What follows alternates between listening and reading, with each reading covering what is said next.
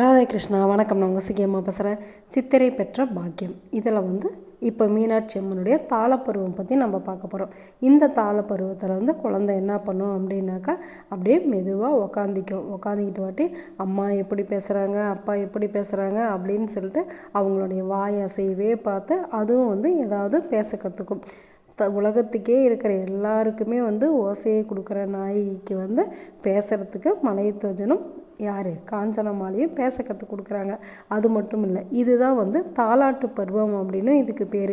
ஏன் அப்படின்னாக்கா, குழந்தை இப்போ தான் அம்மா என்னென்ன சொல்லி பாடுறாங்க அப்படிங்கிறத நல்லா உன்னிப்பாக கேட்குமா. அதனால் அம்மா என்ன பண்ணுவாங்க, குழந்தைக்கு அவங்களுடைய சொந்த பந்தங்களை பற்றியும் குழந்தை மேலே அம்மா எவ்வளோ பாசமாக இருக்காங்க அப்படிங்கிறத பற்றியும் இந்த தாலாட்டு பருவத்தில் சொல்கிறாங்க. உலகத்தையே காப்பாற்றுற அன்னைக்கு தாலாட்டு பாடுறது எவ்வளோ பெரிய பாக்கியம். அந்த பாக்கியம் யாருக்கு கிடச்சிருக்கு, மலைத்துவஜனுக்கும் காஞ்சனமாலைக்கும் கிடச்சிருக்கு. சரி, நம்ம மனிதர்களாக இருந்தாக்கா மாமா அத்தை அப்படின்னு சொல்லி நம்மளுடைய சொந்த பந்தங்களை சொல்லி பாட்டு பாடுவாங்க, தாத்தா பாட்டியை பற்றி பாட்டு பாடுவாங்க. ஆனால் இந்த உலகத்தையே காப்பாற்றுற அன்னைக்கு நம்ம எல்லாருமே சொந்தக்காரங்க. அதனால் இந்த உலகத்தில் இருக்கிற எல்லா உயிர்களை பற்றியுமே காஞ்சனமாலை நம்மளுடைய மீனாட்சிக்கு தாலாட்டு பாடுறாங்க.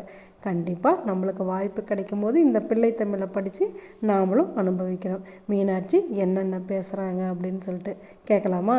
நாளைக்கு அடுத்த பருவம் பார்க்கலாமா? நல்லது நினைப்போம், நல்லதே நடக்கும், ஆனந்தமாக இருப்போம். Okay, bye. ராதே கிருஷ்ணா.